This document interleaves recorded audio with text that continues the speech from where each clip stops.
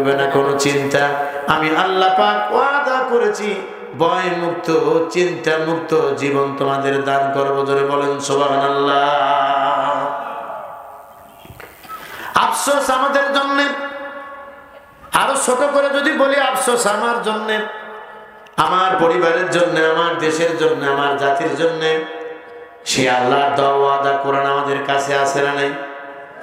অসংখ্য কোরআন শরীফ মসজিদের তাকে রাখা আছে, অসংখ্য কোরআন শরীফ মাদ্রাসায় রাখা আছে, অসংখ্য কোরআন শরীফ বিভিন্ন অফিস আদালতে রাখা আছে। এমনকি আমার দেশে যেখান থেকে পার্লামেন্টের অধিবেশন শুরু করা হয় সেখানেও কোরআন রাখা আছে এবং কোরআন তেলাওয়াত দিয়ে শুরু করা হয়। এমনকি সকালবেলা দেখবেন টেলিভিশন যদি চালু করে দেন, সেখানে ত্রিপিটক পাঠ করা হয়, কোরআন পাঠ করা হয়, গীতা পাঠ করা হয়, বাইবেল পাঠ করা হয়। এরপরে একটা শব্দ করা হয়, পৃথিবীর জন্য শান্তি হোক, ওম শান্তি, ওম শান্তি, বলে কিনা?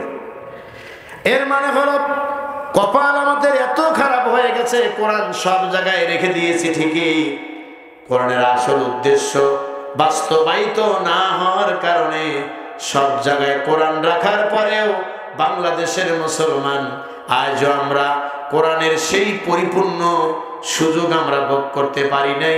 এই জন্য যে কোরআন এক জিনিস আর আমরা জীবনটা বেছে নিয়েছি অন্য জিনিস দিয়ে।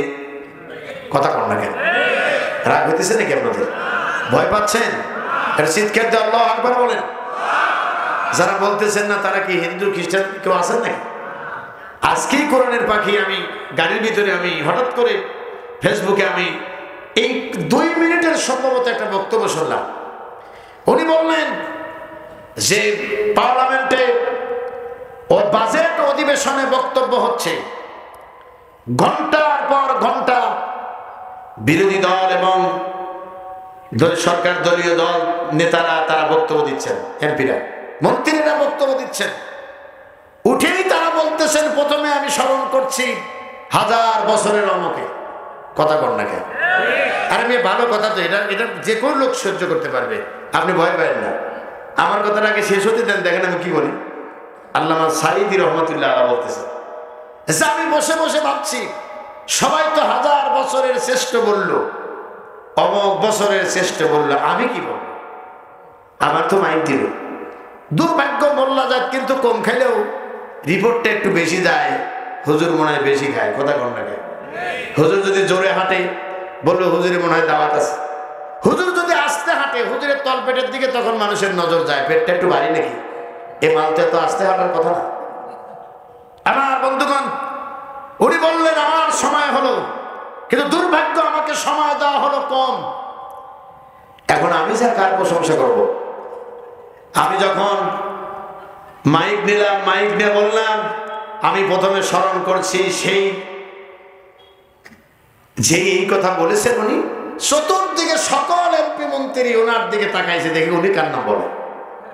আল্লাহু আকবার বললেন না? উনি বললেন যে আমি প্রথমে স্মরণ করছি সেই সত্তাকে যিনি আসমান এবং জমিনের মালিক, যিনি কুল কায়নাতের মালিক, সেই মহান রব্বুল আলামিন জালাল এবং ইজ্জতের কসম, আমি আমার মুখ থেকে প্রথমে স্মরণ করছি সেই আল্লাহ পাককে, যিনি আমাকে এবং আপনাদেরকে সৃষ্টি করেছেন। বলেন আল্লাহু আকবার।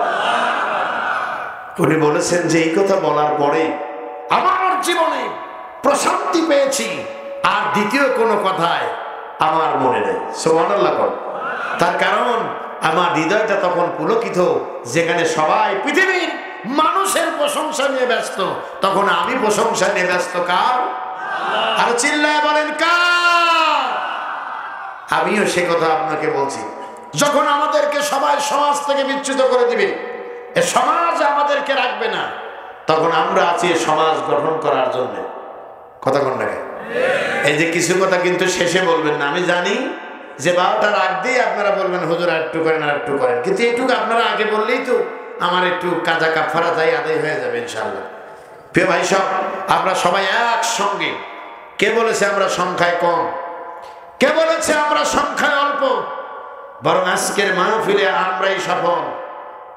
যারা জেনেছে আল্লামা তারেক মনোয়ার আসবেন না, কিন্তু হেলালি সাহেব আসবেন, এরপরেও ময়দান ছেড়ে যায় নাই। আমি মনে করি ওরা হেলালি সাহেবের জন্য বসে নাই, বসেছে আল্লাহর কোরআনের জন্য। না কথা খারাপ বলেছি বলেন?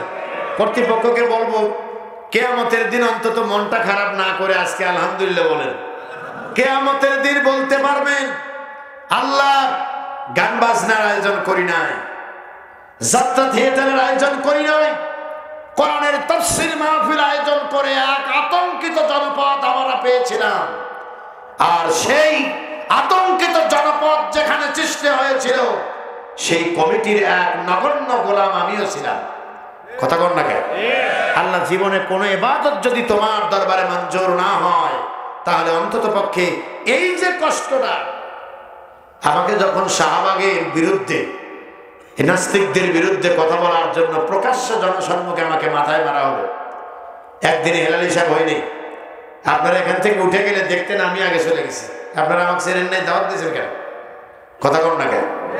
প্রিয় ভাই সাহেব, তবে বসে আছেন এই জন্য আল্লাহ শুকরিয়া, আলহামদুলিল্লাহ কর। আমাকে যখন প্রকাশ্যে মারা হলো তখন আমি বলেছিলাম কিয়ামতের দিন এই মাঠ প্রমাণ করবে আমি ডানপন্থী দলের সদস্য। তার কারণ আল্লাহ যদি যাত্রা পরিমাণ ভালো মন্দ দেখাতে সক্ষম হয়, আমার মাথায় যে আঘাত লেগেছে এটি কি জাবরার মধ্যে পড়বে না? নিঃসন্দেহে তিনি দেখবেন আমার গাড়ি সহ আমার ড্রাইভার সহ 14 দিন আটকায় রাখার কারণটা কি, নিঃসন্দেহে তিনি তা দেখবেন। তখন আমি প্রমাণ হব আল্লাহর কাছে আমি ডানপন্থী দলের লোক। বলেন ঠিক কিনা? সুতরাং সেই কিয়ামতের দিন বাঁচার তাগিদে আজকের এই মাহফিল যারা আয়োজন করেছেন এবং শ্রোতা আপনারা আলহামদুলিল্লাহ কলজার থেকে বলেন যে যে ধর্মীয় কাজে কোনো বাধা নাই, ওই ধর্মীয় কাজ কোনোদিন আসল ধর্মীয় কাজ নয়। মনে রাখতে হবে দিনের পথে চলতে গেলে বাধা অবধারিত, বাধা আসবেই। আর সেই বাধাকে ডিঙিয়ে সামনের দিকে এগিয়ে যাওয়ার নামই হলো চূড়ান্ত সফলতা। বলেন ঠিক কিনা? আমাদের কোরআনের পাখি বলছিলেন 500 বছর গোলামীর জিঞ্জিরে বসে থাকার বা বেঁচে থাকার নাম সফল জীবন নয়, বরং সফল জীবন হলো সিংহের মতো 1 ঘন্টা বেঁচে থাকার নাম। আমরা 1 ঘন্টা বেঁচে থাকতে চাই, ঠিক কিনা বলি? তারপরও কি বাতিলের কাছে মাথা নত করতে চাই? আমাকে যদি ঝাঁঝরা করে দেয় তাও আমার মন বলবে এ জমিন যার আইনও চলবে তার। এই স্লোগান বাস্তবায়িত না হওয়া পর্যন্ত কথার কোনো বিকল্প নাই, খেলা হবে। বলেন ঠিক কিনা? ভাই সাহেব, এই জন্য আপনারা হতাশ হবেন না। রাগ করতেছেন কি আপনারা? এই মাহফিল নিয়ে কেউ সমালোচনা করবেন না। হেরে গেছে ওরা যারা আসতে দেয় নাই, জিতে গেছি আমরা যারা আমরা আয়োজন করেছি। বলেন ঠিক কিনা? আপনারা আমার দিকে তাকায়েন না, আবার ওখানে গিয়ে খোঁজ নিয়ে দেখবেন এই ওহী নাজিল হয়েছে এলাকার থেকে, অন্য জায়গায় থেকে ওহী নাজিল হয় নাই। যারা গোপনে দিয়েছো কিরামান কাতিবিন ইয়ালামুনা মা তাফআলুন, ভালো করে মনে রাখো লিখে নিয়ে রেখে দিয়েছে আল্লাহর কথায়। বলেন ঠিক কিনা? সেদিন কিন্তু আল্লাহ ছেড়ে দিবেন না। তাহলে আপনারা কি আমাকে কয়েক মিনিট সময় দিলেন তো? এই মুহূর্তে মোনাজাত করে বিদায় করে দেবো। কারা কারা রাজি হাত উঠান। আসেন না কিন্তু একজন মোনাজাত করবো এখন। তাহলে কিন্তু দয়া করে কে আসলো না আসলো তা না দেখে কিছু সময় বসবেন। আমরা কিন্তু অলরেডি ঠিক 11:55 আমরা মোনাজাত করবো ইনশাআল্লাহ। ইনশাআল্লাহ বলুন। আল্লাহ রাব্বুল আলামিন পবিত্র মাহে রমাদান তিনি দিয়েছিলেন। সেই পবিত্র মাহে রমজানের যে আয়াতটা আমরা বারবার পড়েছি, সেখানে আমরা একটা শব্দ পেয়েছিলাম। কি শব্দ বলবো?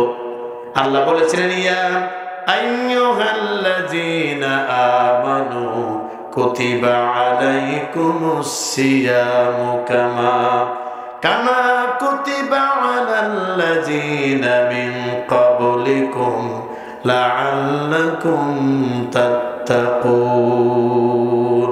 আল্লাহু আকবার। হে পৃথিবীর মানব মণ্ডলী, আমার কাছ থেকে আপনারা তো রমজান মাসে পুরোটাই এই ব্যাখ্যা বিশ্লেষণ বিভিন্ন ইফতার মাহফিলে বিভিন্ন জায়গায় শুনছেন। তবে আমার কাছ থেকে ছোট্ট একটা ব্যাখ্যা একটু আমার দিকে তাকায় শুনে রাখেন। আল্লাহ পাক তিনি বললেন, হে পৃথিবীর ইমানদারেরা, তোমাদেরকে একটা বিধান দেওয়া হচ্ছে। সেই বিধানটা হলো কি? লিখিত বিধান। এটি কিন্তু মৌখিক কোনো বিধান নয়। ফরিদে আল্লাহ ব্যবহার করেননি। তিনি মৌখিক একটি বিধান না দিয়ে তিনি লিখিত একটি বিধান দিলেন।